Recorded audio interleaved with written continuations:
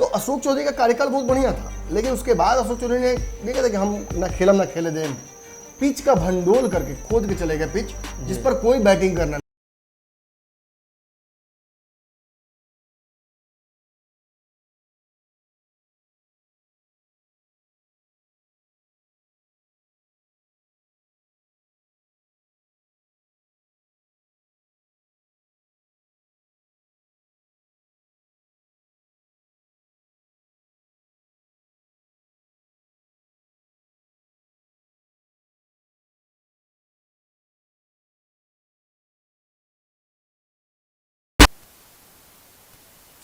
खबरों का सजा बाजार है, कोई सत्ता पक्ष तो कोई विपक्ष का हथियार है, लेकिन हम जो खबर लेकर आए हैं उसमें निष्पक्षता की धार है। एक बार फिर से दिल्ली से एक चर्चा चलकर आई है बिहार तक, और कांग्रेस की बात होगी। कांग्रेस के प्रदेश अध्यक्ष इस्तीफा दे चुके हैं। नए कांग्रेस के प्रदेश अध्यक्ष की रेस में कई लोग शामिल हैं, रंजीता रंजन हो या अन्य लोग हो, लेकिन डॉक्टर साहब हैं, ऐसे पंचनामा करते हैं। लेकिन आज इस खबर में ज्यादा धार है, इसलिए डॉक्टर साहब यहाँ मौजूद हैं।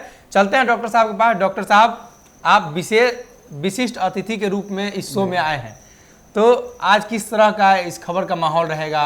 बिहार में कांग्रेस का अध्यक्ष बदलने वाला है। देखिए, अध्यक्ष बदलना टोकन है, क्योंकि मदन मोहन झा का कार्यकाल जो है वो पूरा हो चुका था जी। इसके बाद भी इस्तीफा तो उन्हें 6 महीने पहले दे दिया था, फिर भी उन्हें खींचा जा रहा था। इस चुनाव में नहीं किया गया था। इस एमएलसी चुनाव हो या बोचहा चुनाव हो, पार्टी ने उन्हें मौका दिया, जबरदस्ती का मौका दिया। वो पहले ही अपना मंतव्य स्पष्ट कर चुके थे। आपको याद होगा जब प्रभारी बनकर आए थे सीपी जोशी के बाद, इमीडिएटली एक बीच में काल था जिसमें अशोक चौधरी छोड़कर चले गए थे जी। तो तत्कालीन तौर पे कोई ऐसा नहीं मिला जिसको मौका दिया जा सके, तो कौकब कादरी को वर्किंग प्रेसिडेंट बना दिया गया था जी। उसके बाद आपने देखा कि नेतृत्व की क्राइसिस बन गई, मतलब जबरदस्त का बिहार में क्राइसिस दिखा। उसके बाद राठौर को बनाया गया यहाँ का प्रभारी, और साथ में मदन मोहन झा को दे दिया गया जिम्मेवारी। राठौर ने काम किया, 2020 के चुनाव में उनको बहुत समझ में नहीं आया बिहार, उन्होंने इस्तीफा दे दिया। उसके बाद आपने देखा कि भक्त चरण दास बनकर आए। 2020 के चुनाव में जो समीकरण बनाने का प्रयास किया गया, 70 सीटें चुनाव लड़ने गई कांग्रेस मात्र उसमें से 19 सीटें जीत कर आई। मुझे याद है मदन मोहन झा से मेरा बहुत बड़ा विवाद हुआ था, फ़ोन पे ही हमारी बातचीत हो रही थी। उन्होंने कहा था कि नहीं, हम बहुत ज़्यादा सीटें जीत कर आ रहे हैं। मैंने कहा था कि शायद 20 से ऊपर आप नहीं जा पाइएगा, और वही 19 में आके सिमट गए वो। लेकिन इस दौरान ये नहीं कहा जा सकता है कि मदन मोहन झा ने कार्य नहीं किया।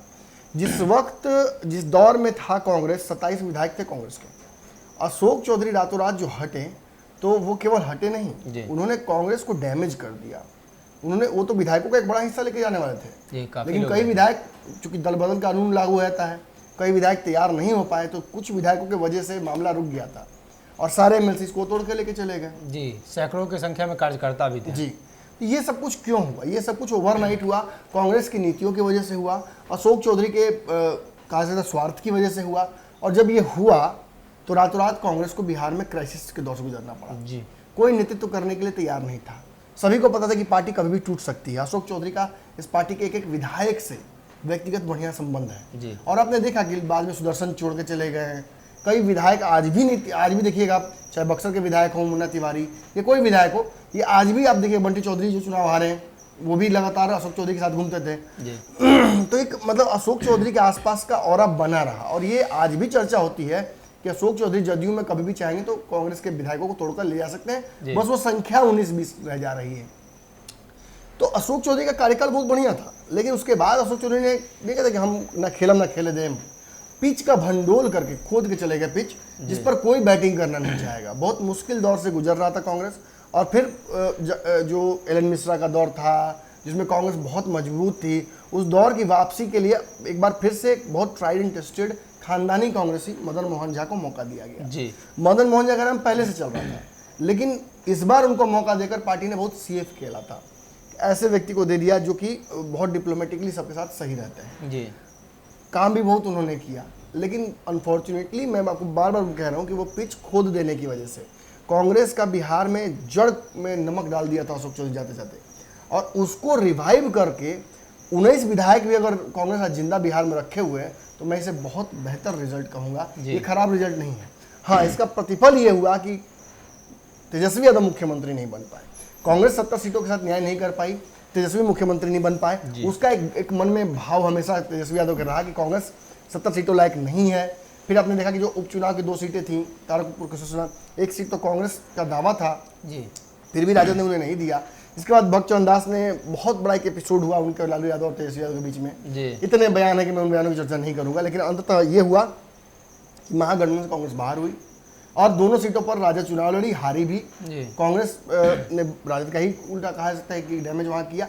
लेकिन स्थिति ऐसी हुई कि कांग्रेस बहुत बड़ा मतलब कोई मैंने नोटिस नहीं बना पाई वहाँ पर, और उसकी वजह से कोई बड़ा छाप नहीं छोड़ पाई। और उसकी वजह से हुआ क्या कि कांग्रेस के नेतृत्वकर्ता जो थे भक्तचरण दास, जो काफ़ी मुखर होकर बोल रहे थे बातें, उन पर भी सवाल खड़े होने लगे। जी, अब यहाँ समझ लीजिए यही सारा खेल है। आज जो अध्यक्ष बदला है वो अध्यक्ष नहीं बदला है, कांग्रेस ने अपना लाइन लेंथ बदला है। जी, क्यों बदला है वो भी जान लीजिए। इस चुनाव के बाद एक ऐसी स्थिति बन गई थी, कांग्रेस के कार्यकर्ता हमेशा से ये मांग करते थे कि पार्टी अकेले चुनाव लड़े, जी, लालू की बैसाखी और लालू यादव के साथ न चले। इससे लालू यादव ने हमेशा फायदा ही कांग्रेस को उठाया है, रेल मंत्री तक बने, बिहार में हमेशा मुख्यमंत्री बने कांग्रेस की सहायता से। जी, लेकिन कांग्रेस को उन्होंने हमेशा बोनसाई पेड़ की तरह रखा, काट छाट के एकदम छोटा, फल भी है, फूल भी है, सुंदर दिखने में भी है, लेकिन बढ़ेगा नहीं। और ये हर बार लालू यादव पर आरोप लगता रहा। इस चुनाव में खासतौर पे उपचुनाव में दिखा हमें कि लालू यादव ने एक सीट थी, मांगते रह गए, दरवाजे पर जाकर खड़े थे लोग मिलने के लालू यादव से, मुलाकात तक लालू यादव ने नहीं किया। और लास्ट में आप देखेंगे कैसे तेजस्वी यादव को ऊपर छोड़ दिया, तेजस्वी ही निर्णय करेगा, वो लोग क्या करेंगे, तो भगचोनर है जी, यादव का आपका बयान। भक्तचरण दास। अब इस सब के बाद हुआ क्या कि कांग्रेस में देखिए गुटबाजी तो राष्ट्रीय पार्टियों में होती है। जैसे कि बिहार में आपने सुना कि भाजपा के 4 मुख्य दल हैं, जी, 4 अलग अलग उसमें गैंग गुट हैं। हैं।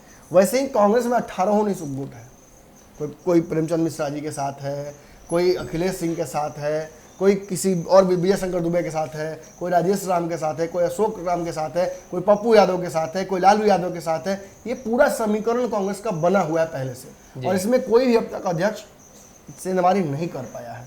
कुछ हद तक सफलता मिली थी अशोक चौधरी को, जी, जिन्होंने तो उनका खैर वर्किंग स्टाइल बिल्कुल अलग था।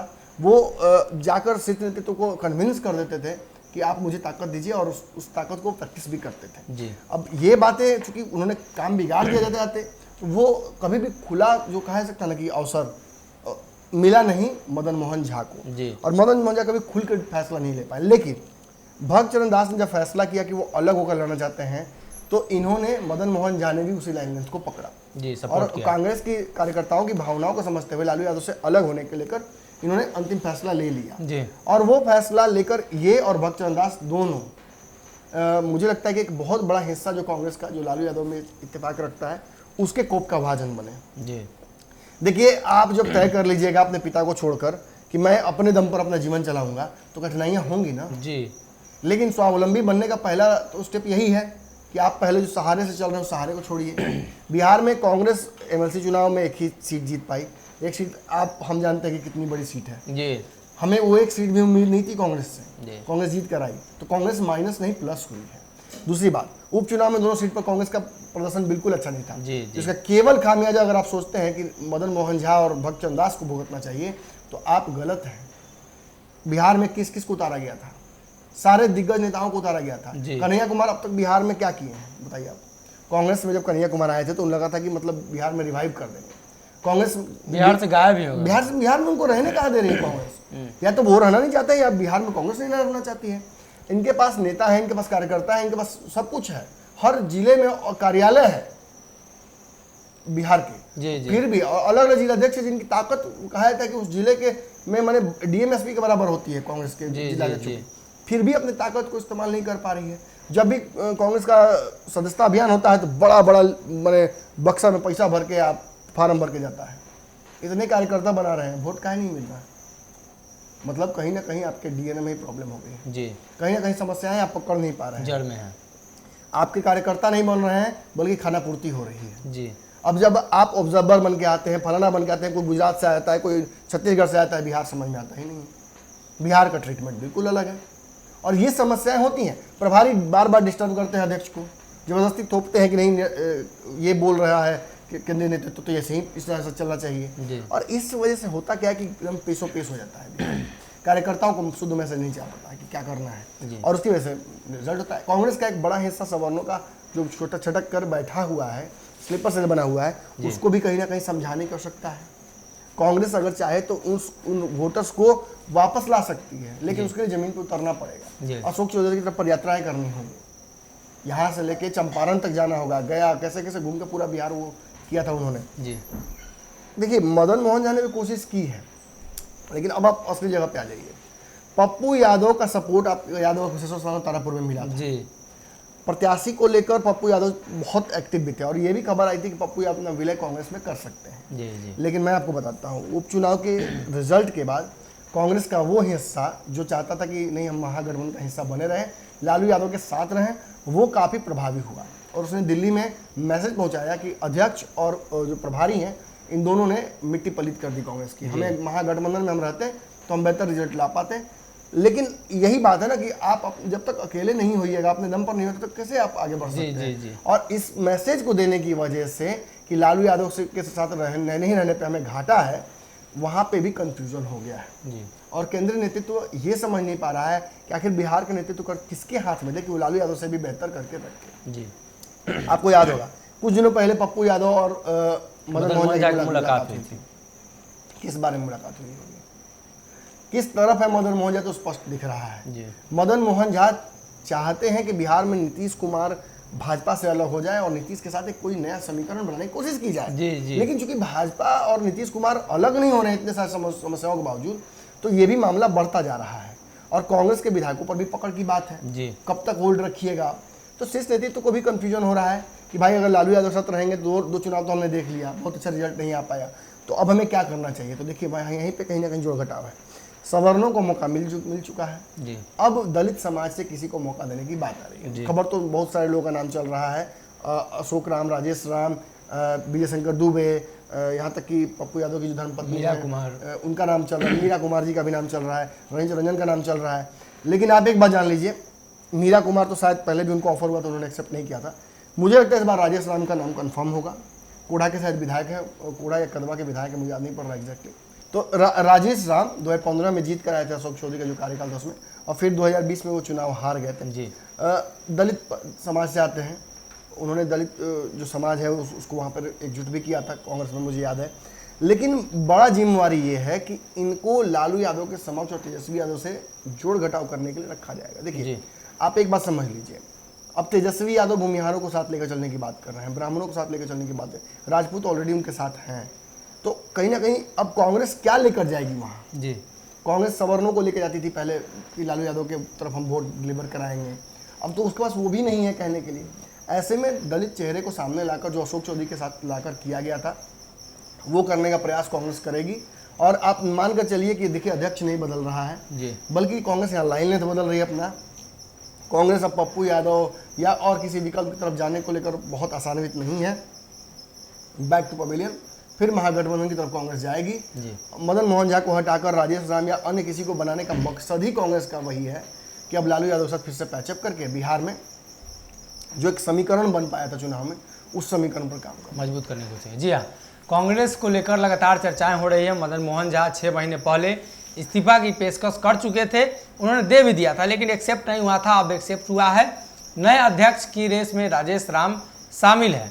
कांग्रेस बिहार में आधार विहीन होती जा रही है, ऐसे में कई नेताओं को कांग्रेस में शामिल किया जाए।